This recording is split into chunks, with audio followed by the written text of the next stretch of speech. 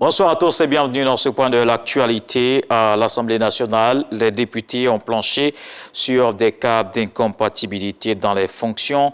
Le ministre de l'Intérieur et de la Sécurité était ce jeudi devant les membres de la Commission des Affaires générales et institutionnelles. Le général Wagondo Diomandé a présenté 3 projets de loi, dont 2 sur le statut des districts autonomes d'Abidjan et de Yamoussoukro. L'administration fiscale lance une campagne nationale de sensibilisation au paiement de l'impôt foncier. À un mois de la fin de l'exercice budgétaire, plus de 160 milliards de francs CFA déjà collectés. L'objectif est de 172 milliards de francs CFA et la campagne est menée en collaboration avec les collectivités territoriales. Le reportage de l'ancien Bakayoko. À travers cette campagne de sensibilisation, il s'agit globalement d'encourager les assujettis à l'accomplissement spontané des devoirs fiscaux et plus spécifiquement à amener les citoyens à mieux appréhender les tenants et les aboutissants des impôts liés au foncier.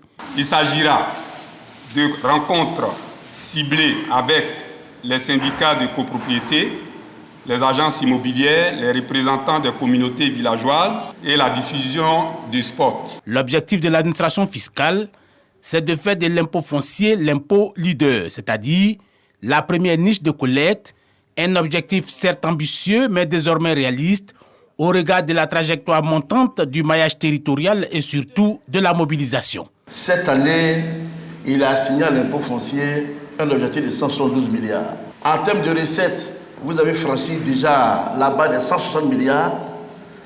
Si on prend l'objectif de décembre, évidemment, vous êtes bien parti pour atteindre l'objectif de cette année. Des performances réalisées quasiment au forceps grâce à un contrôle plus serré. Pourtant, l'enjeu ici, c'est d'inculquer la culture du paiement de l'impôt. D'autant que la capacité de l'État à assurer le service public de qualité dépend en grande partie de sa capacité aussi à mobiliser l'entièreté de ses ressources internes. L'impôt foncier en termes d'émissions tourne autour de 200 milliards, c'est-à-dire un demi-point de PIB. Nous avons un taux de recouvrement d'autour de 65%, 65 à 70%, ce qui est relativement faible. D'où la nécessité d'appeler chaque Ivoirien à tous les niveaux, propriétaire de biens fonciers, à faire sa déclaration et à payer son impôt foncier. Afin de garantir l'efficacité, les agents enquêteurs ont été dotés de moyens logistiques, notamment en matériel roulant. Pour l'exercice budgétaire en finition, la Direction générale des impôts devrait alimenter la caisse commune à hauteur de 3 107 milliards de francs CFA. Le dossier interne de ce jeudi s'intéresse au consulat de Côte d'Ivoire à Paris. Depuis 3 mois, le consulat général a démarré ses activités dans de nouveaux locaux avec des innovations dans le service, nouvelles procédures de traitement des dossiers, un bon accueil des usagers. C'est un cadre agréable de travail qui reçoit les Ivoiriens de l'extérieur et autres pour les visas, les demandes de passeports et autres documents. Visite guidée du nouveau consulat de Côte d'Ivoire à Paris à suivre dans le dossier MTR à 20h. Dans le reste de l'actualité, les ministres des Affaires étrangères de l'Alliance des États du Sahel sont à Bamako. Ils veulent rendre opérationnelle la coalition créée le 16 septembre 2023 par le Mali, le Niger et le Burkina Faso, les 3 pays sahéliens dont les autorités actuelles sont issues de coups d'État militaires. La ministre burkinabé Olivia Rwamba, son homologue nigérien Bakary Yahou Sangaré et leur hôte malien Abdoulaye Diop sont réunis ce jeudi pour donner à cette alliance une dimension politique et diplomatique. Ils avaient décidé de mutualiser leurs moyens militaires pour combattre les groupes rebelles ou djihadistes, mais les 3 pays veulent aller plus loin et fonder une véritable union économique et politique.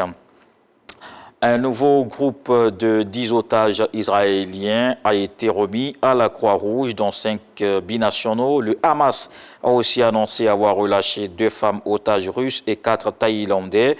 En échange, Israël a libéré 30 prisonniers palestiniens. La trêve entre Israël et le Hamas a été prolongée in extremis jusqu'au vendredi matin, mais elle semble de plus en plus fragile après l'attaque revendiquée par le Hamas qui a fait 3 mois à Jérusalem aujourd'hui. Il s'agit d'une attaque à l'arme à feu contre un arrêt de bus par 2 Palestiniens affiliés au Hamas qui ont été abattus.